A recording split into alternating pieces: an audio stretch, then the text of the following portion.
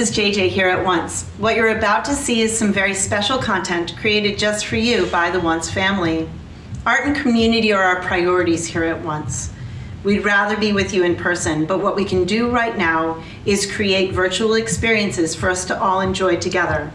No, it's not the same as being at a live show, but that doesn't mean that it's not a way to enjoy each other's company and entertainment. So, without further ado, a few house notes. The bathrooms are in the back, on the left. No flash photography, please. And as always, no crowd surfing. Enjoy the show.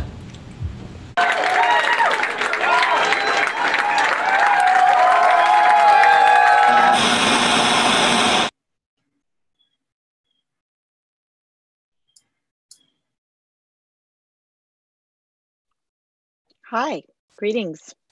Hey, how you doing? Hello, Charles. Hi, welcome to Let's Get Critical, the So show nice. Where I put you on the spot for once.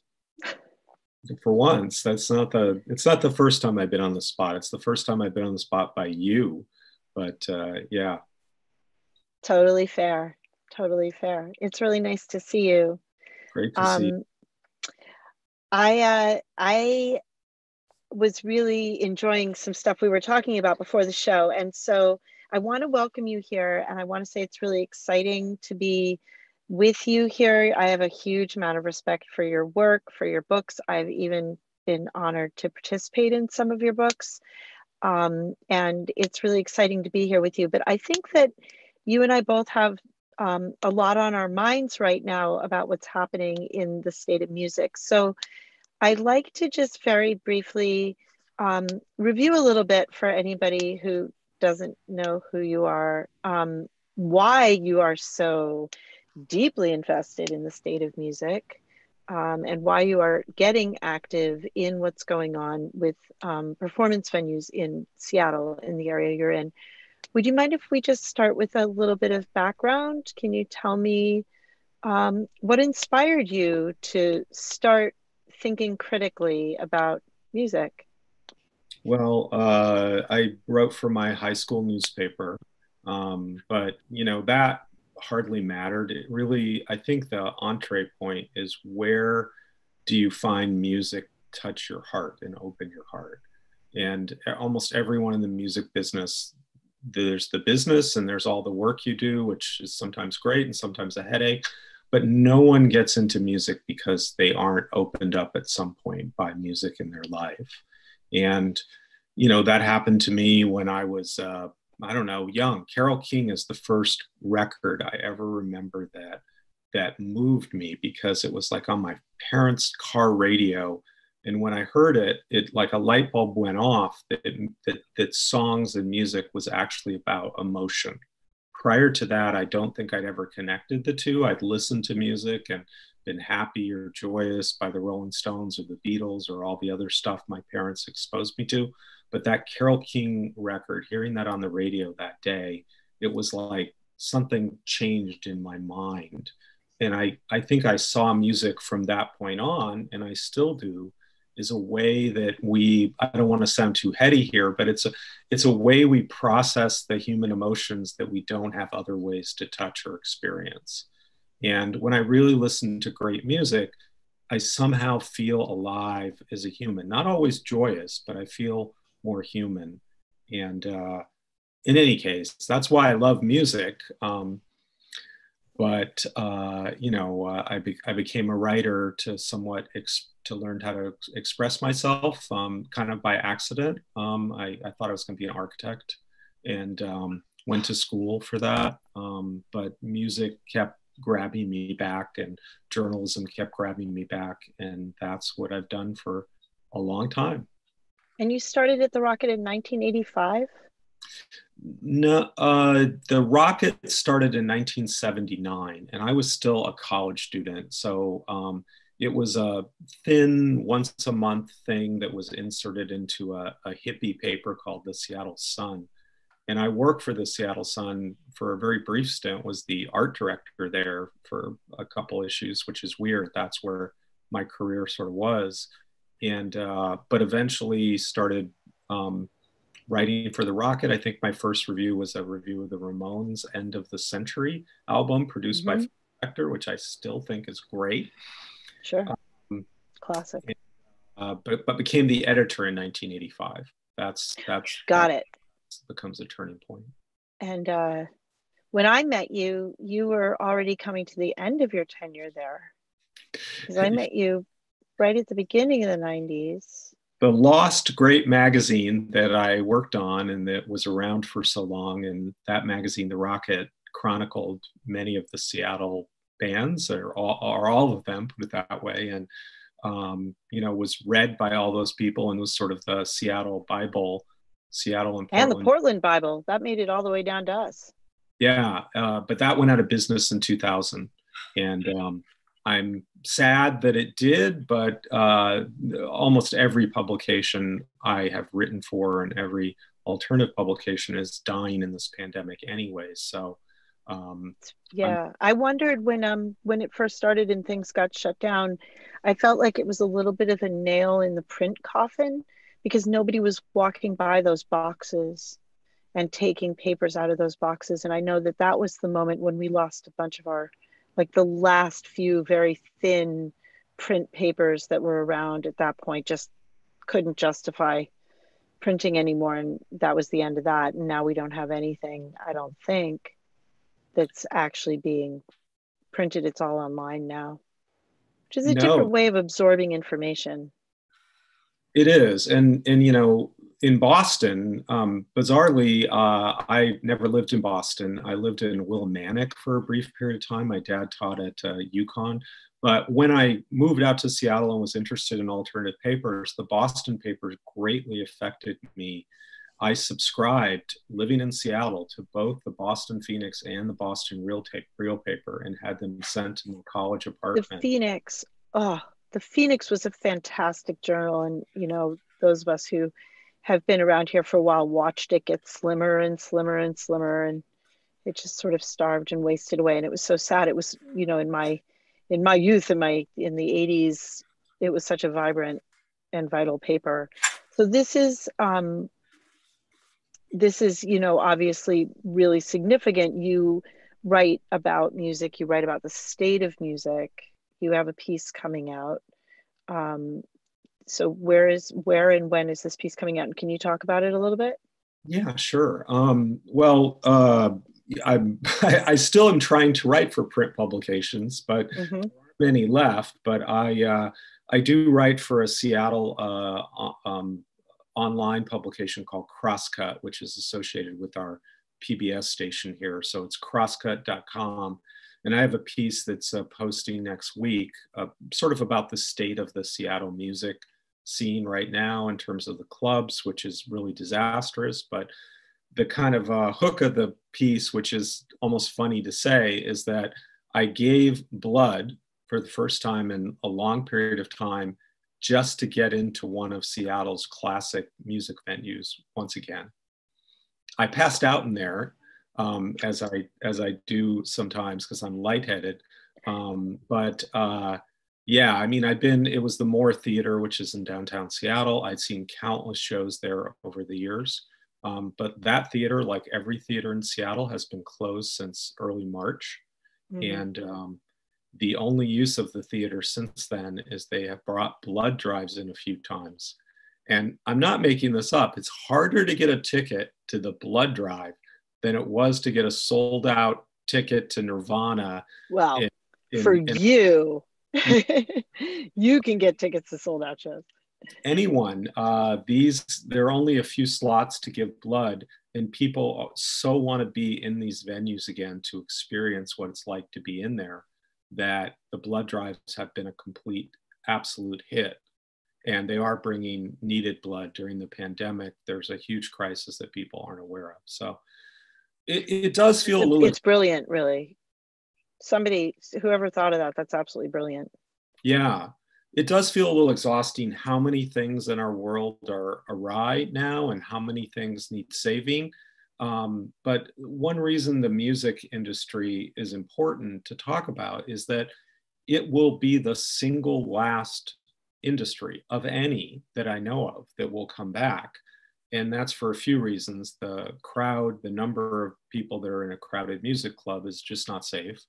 And the actual process of singing or talking really loudly like I'm doing here, that process sends viral droplets out and both puts the audience at risk and the singer. So it's very unclear when and how we will safely be able to see music once again indoors. Mm-hmm. So how, I'm going to ask you personally, when you say that, like I hear the tone in your voice, how are you feeling about that? Not good. You know, the idea, the last concert I saw was February 21st in Benaroya Hall in Seattle, which is the Symphony Hall. I saw Brandi Carlile. And that's the last show I've seen live. And I'm hoping that in my lifetime, I get to see another show, but you know, that is caught in my mind. That moment is stopped. I write a little bit about this piece. I had tickets to Patti Smith, who was playing in Seattle 2 weeks later on March 11th at the Paramount. And that show was canceled the afternoon of the show. And I was just tremendously emotionally torn. I could not love Patti Smith more. I have never not seen her in Seattle. I had second row tickets. And yet I was pretty convinced by that day that I wasn't going to go and risk it anyways. And so thankfully it was canceled, or not thankfully, but you don't want people getting ill just because they love music. I feel tremendously sad about the state of music, and you know, I just don't know where we go. Zoom is great. Ben Gibbard of Death Cab for Cutie, who I love, he did a live stream for 3 weeks in the first part of the pandemic. But in the music industry, I think that a lot of people are getting kind of fatigued by Zooms and live streams. I hope no one watching this is feeling that way, but I bet some are, that the personal interaction, if we were in a room together, the way we could look at each other or laugh, or you could see us both in the same frame, that is lost in the idea of online communication. But the power of a singer singing a song, it is totally lost in video. Yeah, I actually, one of the big issues I have with Zoom, especially if you're with more than one person in a Zoom, is that there is no aside.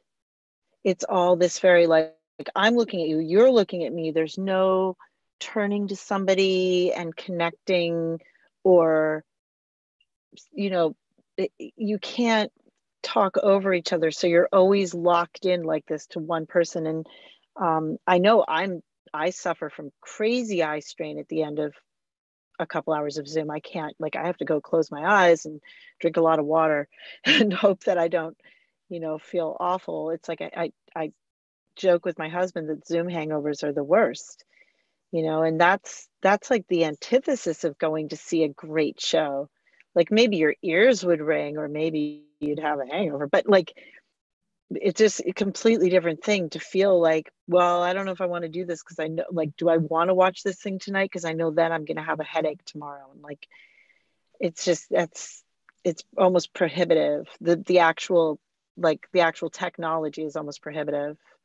Yeah. Have you, you know, you and I are old enough to remember early MTV, but you know, MTV got better over time and there were narrative videos. But in early MTV, you'd have these, you know, things where it would show the drummer for 2 seconds pounding on the drums and then the singer, and they would just cut back and forth. And it's not the same as watching the Beatles and seeing Paul look at George, and that's ultimately for me and then you also have the joy of Zoom. My eyes are darting because there's a wild animal in my backyard that just walked by. I'm not sure if it's a coyote or a squirrel, but I have. oh, that's a big squirrel or a small coyote.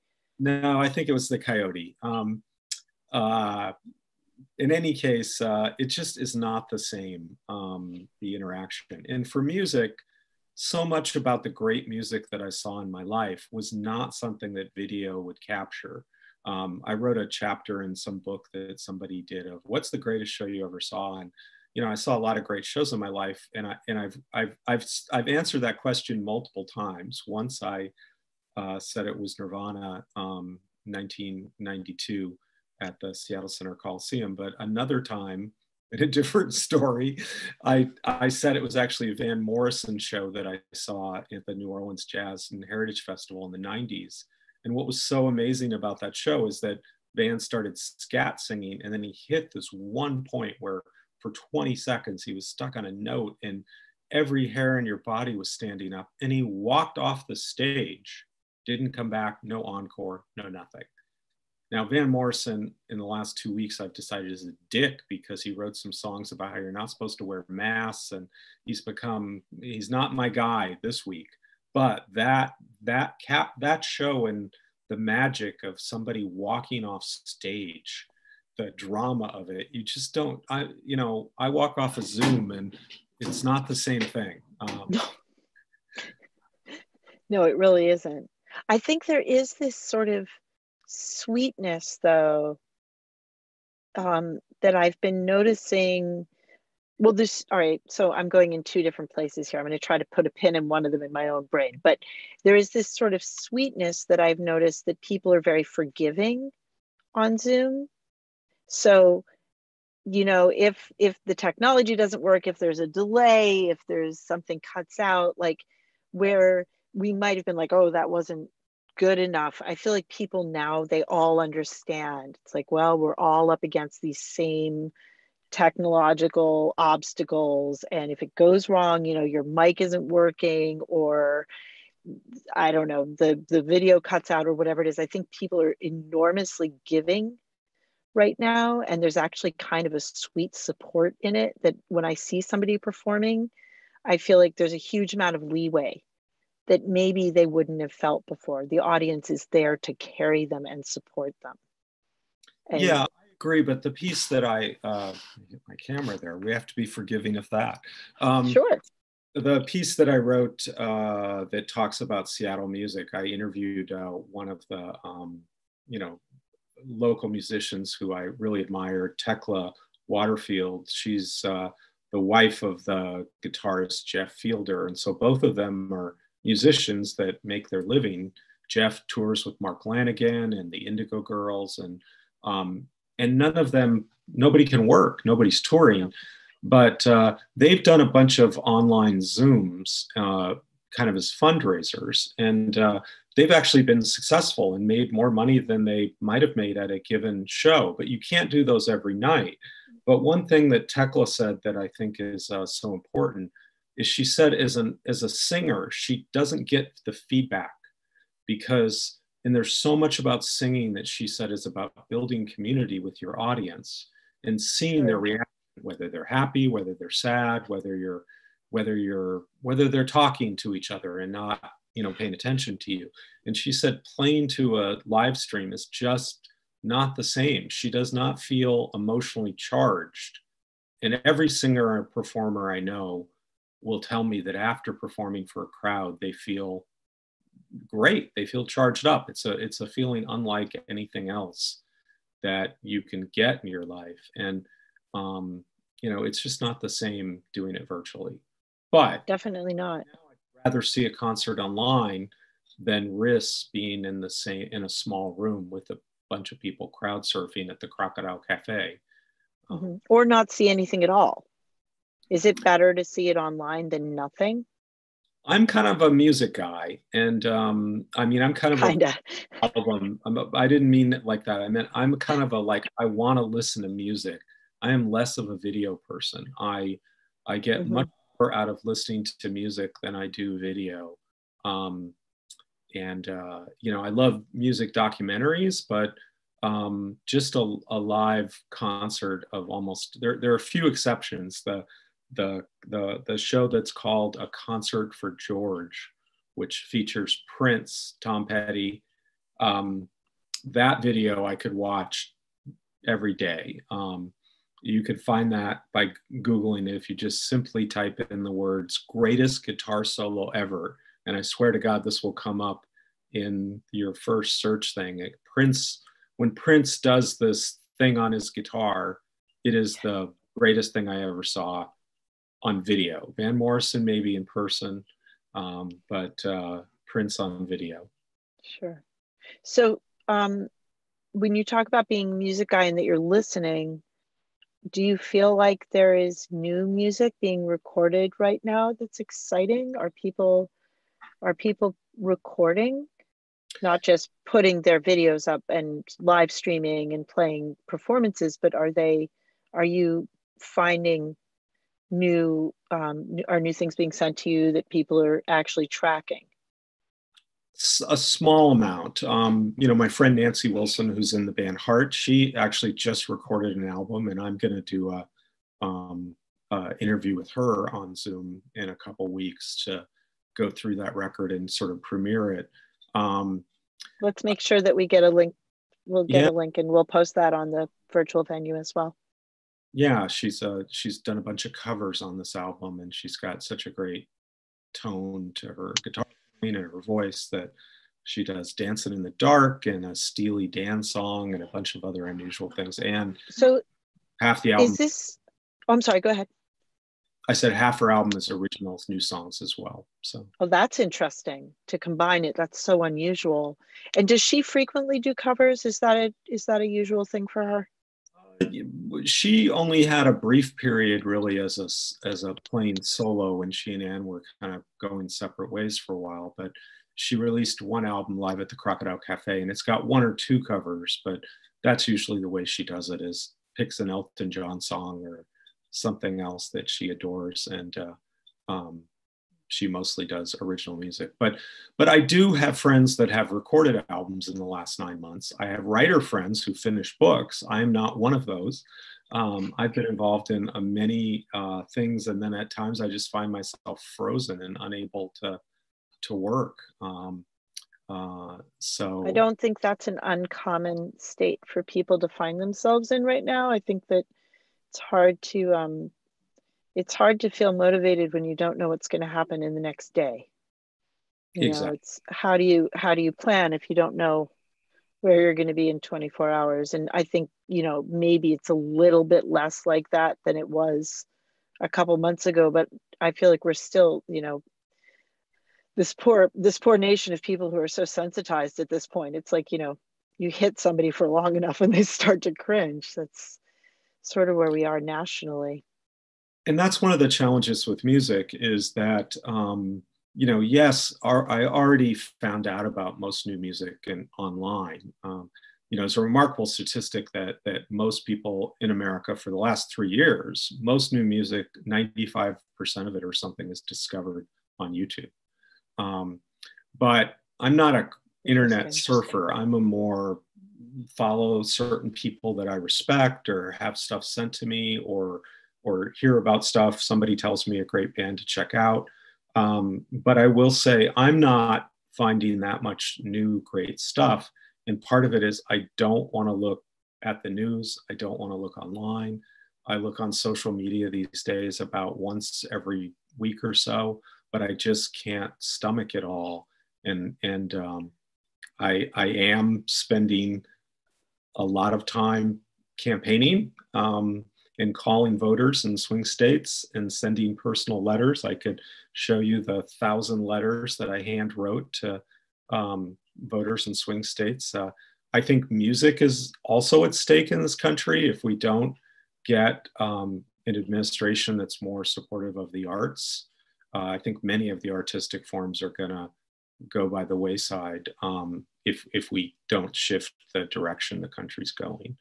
And we also may all die of a virus that can't be stopped by idiocy. But I'll get off my. No, I think this is significant because we're talking about, you and I both have pretty much spent our entire lives in an industry. Even if we're not actually performers, we spent our entire lives in an industry that has been completely locked down, completely shut down, first to close, last to open, no question, hardest hit businesses, absolutely 100%. Yet there is no obvious solution. There is no support coming because we aren't considered to be socially important services I would argue that, in fact, we are extremely important social services, but this country really doesn't give a lot of credence, a lot of weight to the arts as things that are important to us. They're important to our mental health, I believe. I think that not only is music important to our mental health, but also gathering together is important to our mental health. So we've had this sort of double whammy in the closing of these spaces. And I think that Seattle, actually, you're very fortunate. Where I am, most of the venues are not independent venues. Very few independent venues. Most of them belong to one of two major organizations. They're very good venues, but they're not independent. Seattle, on the other hand, was full of independent venues. And I wonder, because there's a lot of feeling here that the major venues will actually sit tight. They'll stand down and stand by, and they will be there at the end of this because they have other revenue streams supporting them in the short term or in the long term. But in Seattle, you have a lot of independent venues, and have the independent venues come together to ask for help, to ask for aid from your elected officials, or do you feel like it's a very fragmented experience out there? No, I think it's been very organized in Seattle, and as you said, we did have a lot of independent venues in Seattle. 7 have already announced their closing, including the 7 is a lot. Where Nirvana, a band you and I both loved, they played their record release party there on September 13th, 1991. There should have been a plaque. The building should have been saved for that reason alone, in my mind. But yep. That venue is now gone out, and there are 6 others that have announced. And in all likelihood, all the rumors I hear, there will be virtually 1 or 2 venues left in Seattle, if unless there's some kind of miracle that happens, or unless there's major government funding. We do have 3 main organizing efforts in Seattle. One is the Northwest Association of Independent Venues. The other is a group called Keep Washington Live, Keep Music Live WA. I got that wrong. Keep Music Live WA. And that's a new group that's come together of musicians and venue owners with the idea that, again, we need government assistance in these industries. They are essential industries. So that effort has come together. And then, it's the Save Our Stages Act, which is the national effort, which is included in the Senate funding that passed the House. Whether the Senate agree to that or not, privately, and talking to a couple venue owners in Seattle yesterday, the thought was, thank God, maybe this moves forward. But the problem is, without it, the independent venues just simply cannot survive. They're all still having to pay rent of some sort. Yep. Because independent venues generally don't own their buildings, where the large 1 or 2 chains do own their buildings. Yep. And I just don't know what Seattle music will look like a year from now with 90% of our clubs gone. Where is the next Nirvana going to come out of in that situation? But where is the next Tad, the Head and the Heart? Bands that maybe aren't majorly commercial. The Head and the Heart's not an example of that. But where? But these bands that really need those crazy dark, hot, sweaty rooms with those bodies. I mean, when you say Tad, what I think of is just complete insanity, right? In a basement somewhere. That's like, to me, that's Tad, and that's not something you can get virtually. That's not a virtual experience. So are we even going to have experiences like that? I keep looking at pictures of hardcore shows, and I never thought I would look at a picture of a hardcore show sentimentally, but I have been feeling kind of like, well, am I going to be in 20 years telling my grandchildren, like, we used to have these places that you could go and you could be with, hundreds of people in one place, and they'd all be really close together. And I think, there's no way for the head not to go there, right? That kind of catastrophic like feeling. And I think people will do things, but I really do feel like very sentimental about that when you talk about Tad, like that kind of energy. This is sort of the moment for the singer-songwriter. It's sort of ironic that, all those people that have been telling us, like, have been walking off stage because they're angry because somebody's talking at their show, and now they've got us. we can't talk at their shows. Well, but not great for the punks. Sheeran rather than it is the Kurt Cobains of the world. There is the singer-songwriters that are on the charts or that are really succeeding now are overly sentimental, and I'll just jump back and say, for anyone who doesn't know who Tad is, TAD, they were a Seattle band in the 90s, fronted by a 320-pound former butcher. You put JJ's hair and mine together, you don't have as much hair as would be in front of any member of that band's face at any given point. And they're a great band. They're really good. They might be one of the purest, quote unquote, grunge bands that there were. But yeah, there's a certain kind of music that seems to work on Zoom. The problem is that when you're talking about those venues and the experiences, so much of my life has been conversations had in the other room of the Crocodile Cafe. You can't talk while Tad's playing or even while Ed Sheeran's playing, but you do leave the venue, you see people there during intermission. Every show I've ever been to started massively late. I've had so many conversations waiting for Tad or someone to come on, and that doesn't happen. And Zoom, people seem to start on time. They don't start an hour and a half late. The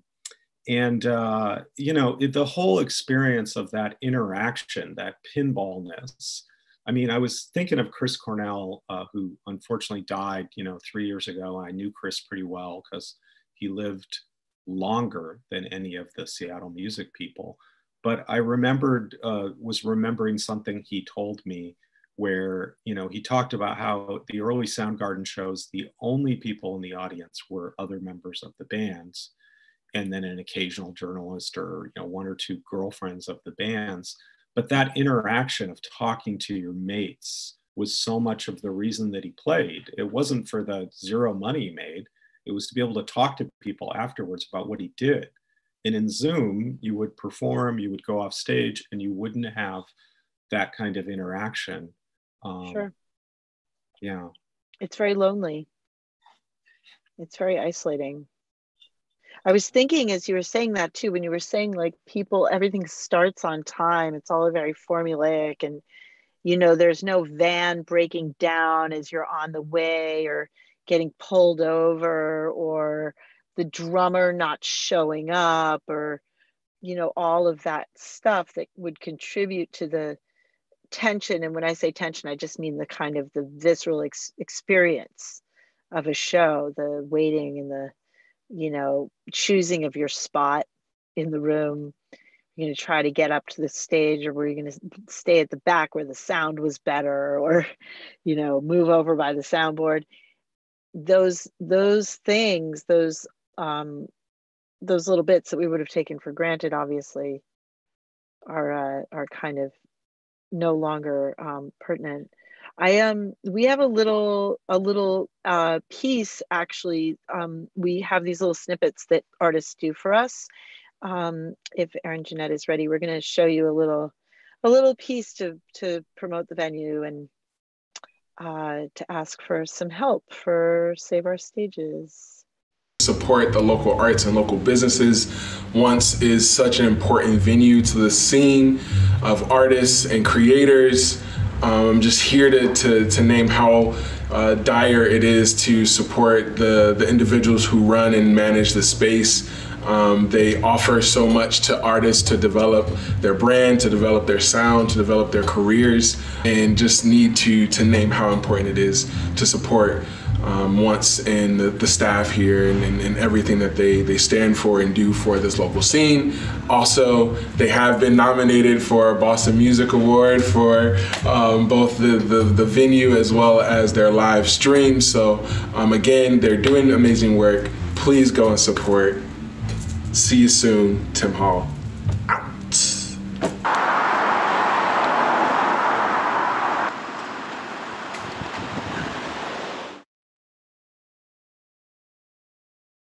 Thanks, Erin. She's We're that's back. beautiful, but I haven't seen that before. But then I almost want to start crying. I mean, the idea of just the outside of a music venue, or the idea of these closed spaces, it just makes me very sad. You know, people, 210,000 people dying makes me sad as well. I don't know. You know, I have some musician friends who are like, we need to open up. I don't care if I get the virus, I need to play. And I'm a little older than a couple of them, but so I'm more like, you know what, I'm in the back anyways, but I don't know what the answer is. I hope there is a way to save all our venues. And in Massachusetts, I think there's some very creative ways to bridge this. And I think that people are starting to see them. In Massachusetts, the governor said that our bars, and that then immediately includes all the music venues, said that the bars and the venues wouldn't open until there was a vaccine and or a cure, which I think is extreme. But at the same time, if I was told tomorrow that I could open, first of all, I would be told that I would have to open at a reduced capacity, and there's no way that we could justify that. You know, what are we going to do? Charge $300 for a ticket so 10 people can come in? Because the bar won't cover it. But also, I wouldn't be willing to put my staff at risk. I wouldn't be willing to put myself at risk. And so it's tragic, because it's not just about making a choice, right? We're forced into this position, which is awful for, you know, anybody who, like you know, anybody who has put their life into this. It's like, it feels like just having what, you know, like your value has just been eradicated, kind of, you know. Yeah, when you live, it's not the only thing I do. I write books, but there have been a few years of my life where my primary job was reviewing live music, and you're not, there are no shows to review. There are no papers to write for anyways, but yeah, and I think the thing that worries me the most is I've seen some great shows. You've seen some great shows in your life. I want to see more. I'm not ready to hang that idea up yet, but at the same point, I worry for people that are young. I have a son that's 20, and he turns 21 in a couple months, and he's never been able to go to any of the Seattle venues that we're talking about, Numos or the Crocodile Cafe. Yeah, he's been there for they've had one or two all ages shows, but those don't happen very often. They're more expensive for the venues to do. And he's dying to go to a few of the music venues that are all over 21, and he may not get a chance to ever go to those. They may die before he makes it there. I think that it's important to identify why this is so hard for everybody, because I think that we, you know, the venues will close, but the people who own the venues, the people who started the venues, will still exist. And hopefully, you know, there will be venues. I think that I'd love to kind of investigate why these places are so important, and why are, you know, the things that are dear to us. It's not just about a place with a show, because music, you know, when live music comes back, people will open venues and they'll hire sound people, and but why are these places? And I'm not, mind you, I think they're very important. So I'm speaking from a place where I think they're important. Yeah, I mean, in this article that I have coming out, I call the music venues of Seattle in my life hallowed ground. I mean, the Moore Theater, which thankfully that's one of the classical theaters that's owned by a nonprofit. So presumably that theater is not going to get demolished. But given what's happened in the world, all bets are off. That nonprofit has laid off almost all their staff, and they relied on Broadway shows. The touring Broadway shows were really the revenue driver. But that theater, the Moore Theater, I mean, let's talk about it. Andy Wood played there. Chris Cornell played there. Kurt Cobain played there. Lane Staley played there.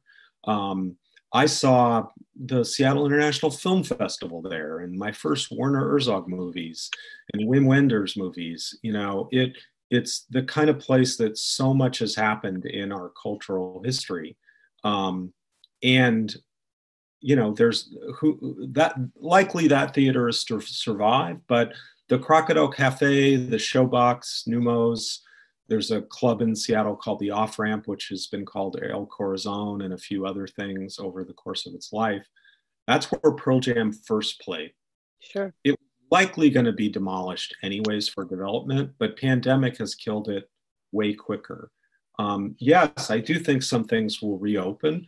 Maybe real estate will be cheaper, but it won't be the same as being, even for musicians, they want to be on a stage that Pearl Jam played their first show on. Even if the room has been remodeled, there's still something about the timbre or the sound. Interesting. The legacy. Yeah. Oh.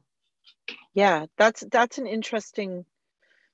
We've been talking about that. So we have a PA in our ballroom that went from years ago from a venue called Harper's Ferry to a venue called TT's, which was an important venue in Cambridge. And then when TT's closed, it came to us.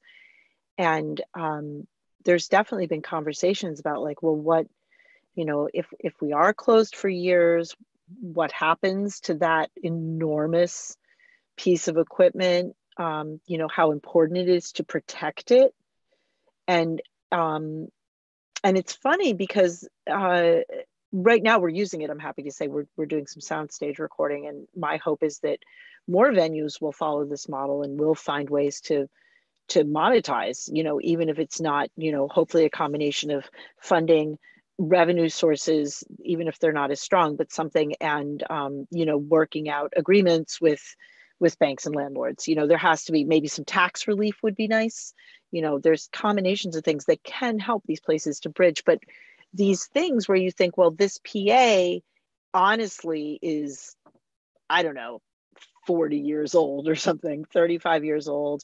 It's been tuned up and reconed and, blah, blah, blah, blah, blah. But there's been champagne poured into the monitors. There's, things crackle and pop. There's loose wires. But it's important. It's important. And I don't think it would be the same, when you go to a new venue where somebody has gone out and bought all this new equipment, it doesn't have maybe the same life, the same warmth.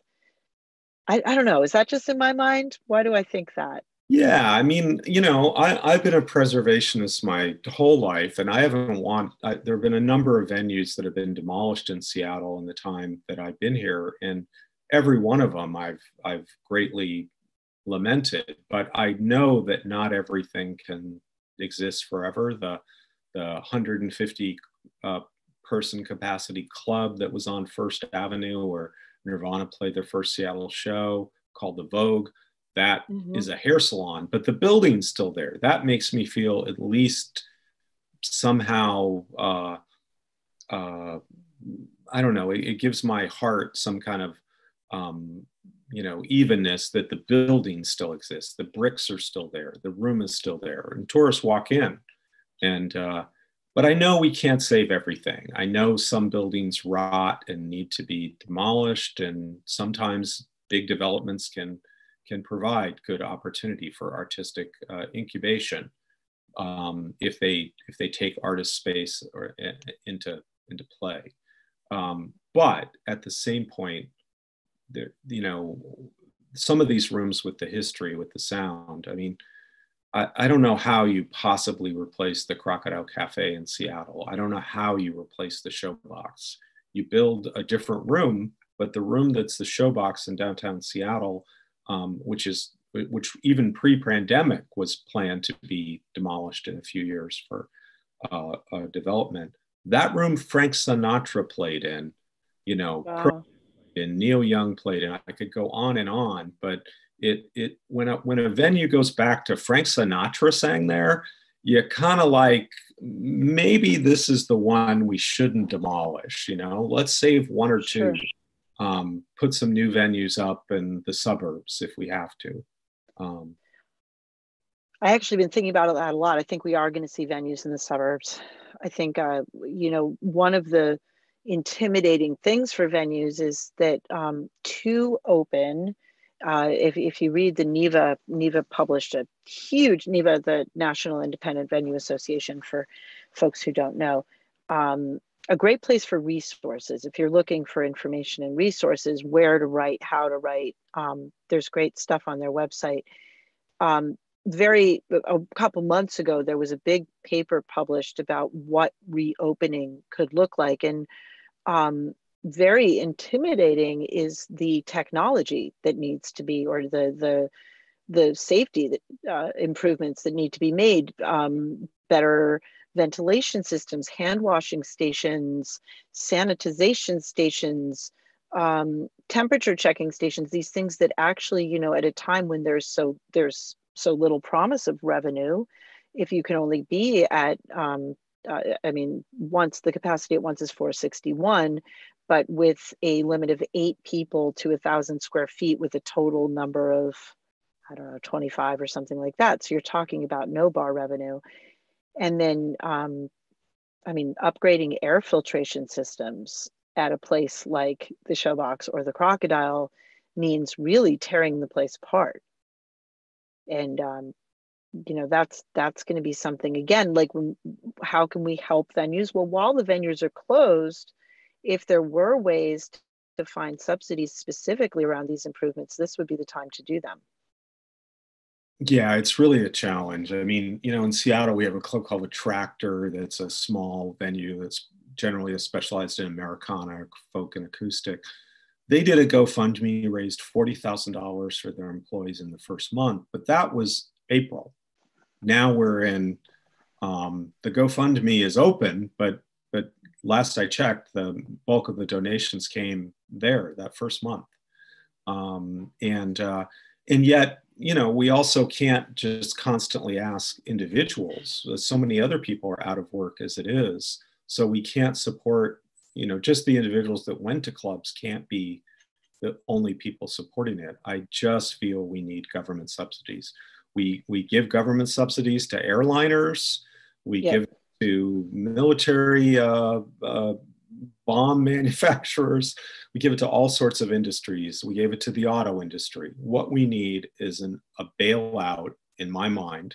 And I know people don't like that word, but we do. We need a bailout of arts culture, because all those arts jobs extend to the restaurants down the street, extend to so many other parts of what make neighborhoods alive in our cities. Yep. Absolutely. We need to be able to put some funds back into the pockets of the people who are furloughed and laid off at this time. So many people laid off. And I just saw this number. I've seen it before. For every dollar spent at a club, $12 are spent in the community. That's a huge amount of money. Huge. It is. You know, that is a not insignificant amount of money. You've got the bar next door. You've got the hotel nearby, the Uber drivers, you know, it's just a huge amount of money. I think, you know, it's very interesting to me to talk to you, to hear what's going on so far away, but we're all feeling this sort of same ache, I think. And I know that you said something earlier that it just shakes me to the core, which is when you were talking about your son turning 21 and the shows that he hasn't seen. And I've been thinking so much about that. I took my son to see Unknown Mortal Orchestra. We drove to Northampton from Boston because the Boston show was over 21, but the Northampton show was 18 plus. And I was thinking about that just recently, that experience of being with him in that place and how few shows I got to see with him. because he's not 21 yet. And so when you said that, I mean, I really, for a second, I choked a little bit. I was just like, oh, I think about that so much. And I think there is an experience being had, you know, everybody's having an experience, but boy, this is tough for kids. I know I'm not, you know, everybody knows this is tough. Hard on kids. I mean, ironically, my son, the drinking age in Canada is 20. And so when he was 20, we went to a couple shows there. And now he's 20, but he can't get to Canada, nor can I, nor can anybody at the moment. And there's not no shows. But it is an ache. It's just an ache that I think everybody that loves music is feeling. And, you know, there's some ways around it. The talking to people, even like you, does make me feel not alone in that ache. You know, we do have recorded music. There have been some attempts at drive-in concerts. I think by next. Have you done that? I've seen one band perform from in a park. I haven't done the drive-in one. The only one we had was sort of broke the law in Seattle. You know, those are still not allowed by the standards of our state, because even though people are separated, they'd be breaking the rule of gathering 5 people for anything. So I didn't do the one they did, which was kind of it was also right when some of the protests first started. So it kind of there was a band. Everyone's heard about the Seattle Chop protest, which went on for almost 3 weeks, but there was a band playing for almost 24 hours in the middle of that. Really? Yeah. So if you watch the live stream or you participated, there was a band there. It was part of, they were breaking the law, but. One band or several bands? This one sort of jam band who it kind of is their big break because everyone's now heard them. They basically just got on stage and kept playing for as long as people would come and go and join them at times. But they really got a lot of attention for their role in that. And that was very celebratory. Yeah. The parts of the pandemic that feel celebratory, like, yeah, you know, that felt really good. But there's something about waiting in the theater for Patti Smith, for Nirvana, for Bruce Springsteen, for Bob Dylan. When you're waiting, you don't know what the show's going to be, you know, in those moments before the performer comes on stage. You can't capture that online. And I'm missing that, and I think I'm probably a year or a year and a half away from being able to experience that, unless I get into Canada and they start putting shows on there. I don't want to go into the difference between the U.S. and Canada, but their rate of the number of people who died in British Columbia, which is just over the border from me, more people have died in Washington State in 2 weeks than have died in British Columbia since this started, because of proper health maintenance by their government. Oh, if only we could take some lessons from Canada. And who knows what's going to happen now. You may remember, JJ, a great hardcore band out of Vancouver called DOA. And they did one of the craziest shows I ever saw at a venue called the OK Hotel in Seattle. Sure. An old brick thing. And the guitarist, Joey Shithead, cut his finger on a chainsaw in the middle of the show, and there was blood everywhere. So talk about a public health disaster. But I've been working during this pandemic on a memoir, and it starts off talking about that show. That show is one that's really seared in my memory. It's one of 3 Seattle shows I've seen that have involved chainsaws. So there you go. So we're running out of time, unfortunately. I feel like there's just so many other things I could be asking you, and maybe we'll do a part 2. Before I let you go, I want to know, when is this article coming out? Where can we find it? And where should we direct people to find your books? Do you have a website? I do have a website.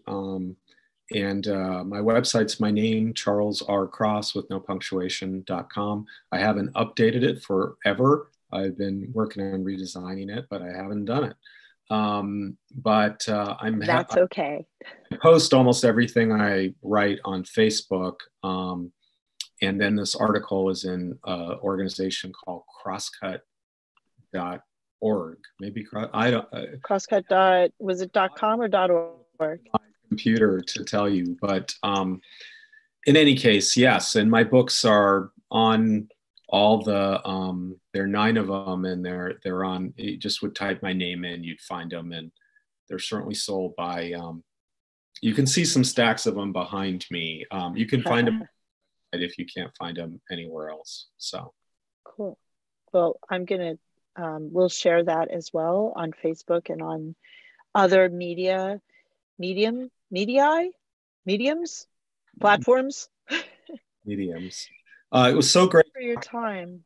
So much we could talk about, and I hope it wasn't, talking about the venues and all. Yes, it seems like a bit of a downer, but it is. But music itself, from that very first Carole King song to, I didn't mean to segue that so perfectly as I just did, but from that great to segue.